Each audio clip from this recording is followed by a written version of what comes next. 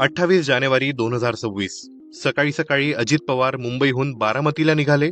ते बारामतीत जिल्हा परिषद निवडणुकांसाठी एक प्रचार सभा घ्यायला. सकाळी मुंबईत ते एका खासगी विमानात बसले. या विमानात अजित पवारांसोबत आणखी 4 जण होते. त्यांचे सुरक्षा रक्षक विदीप जाधव, फ्लाईट अटेंडंट पिंकी माळी आणि 2 वैमानिक, कॅप्टन सुमित कपूर आणि captain Shambhavi Pathak. VSR ventures कंपनीचं हे विमान VTSSK LJ-45 प्रकारचं चार्टर विमान होतं.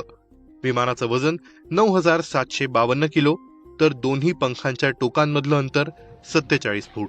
बारामतीसारख्या छोट्या धावपट्टीच्या विमानतळांवर उतरण्यासाठी अशी चार्टर विमानच प्रामुख्यानं वापरली जातात. मुंबईहून झेपावल्यानंतर साधारण 30 ते 35 मिनिटांनंतर ते विमान बारामतीजवळ पोहोचलं होतं, म्हणजे साधारण 8:30 वाजताच्या सुमारास.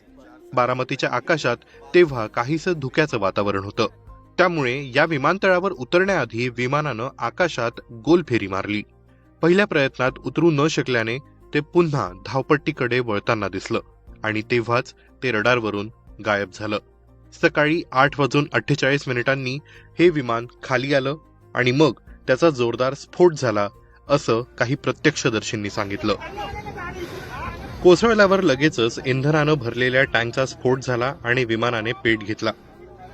सुरुवातीला अजित पवार गंभीररित्या जखमी झालेत असं वृत्त आलं, पण नंतर भारताच्या नागरी उड्डाण नियामक DGCAने सांगितलं की या अपघातात कुणीही बचावलं नाहीये. बारामती हे पूर्णवेळ कार्यरत असं एअरपोर्ट नसल्याने इथे कुठलाही एअर ट्रॅफिक कंट्रोलर नाही. इथल्या वैमानिक प्रशिक्षण अकादमीतील पायलट आणि प्रशिक्षकच येणाऱ्या जाणाऱ्या विमानांच्या संपर्कात असतात, असं सरकारने जारी केलेल्या एका सविस्तर अहवालात म्हटलंय. या अहवालानुसार हे विमान सकाळी 8:18 पहिल्यांदा बारामतीच्या संपर्कात आलं. वैमानिकांना सांगण्यात आलं की सध्या वारा फार नाहीये आणि दृश्यमानता म्हणजेच विजिबिलिटी साधारण 3000 मीटर इतकी आहे.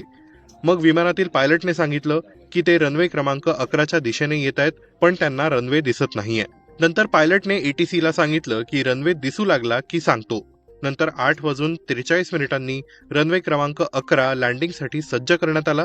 मात्र पायलटकडून कुठलाही प्रतिसाद आला नाही आणि त्यानंतरच्या काही क्षणातच धावपट्टीच्या डाव्या बाजूला ज्वाळा आणि धुराचे लोट उठताना ATCला दिसले, असं ATCवर काम करणाऱ्या अधिकाऱ्यांनी सांगितलं. पायलट का डिसीजन था.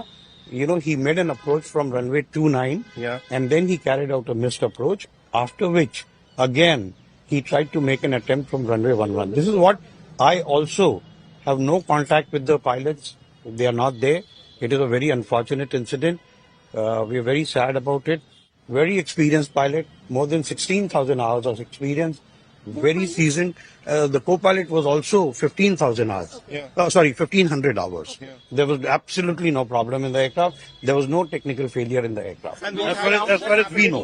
सध्या नागरी उड्डाण मंत्रालयाच्या एअरक्राफ्ट ऍक्सिडेंट इन्व्हेस्टिगेशन ब्युरोने या घटनेचा तपास हाती घेतला असून AAIBचे महासंचालक घटनास्थळी पोहोचले आहेत.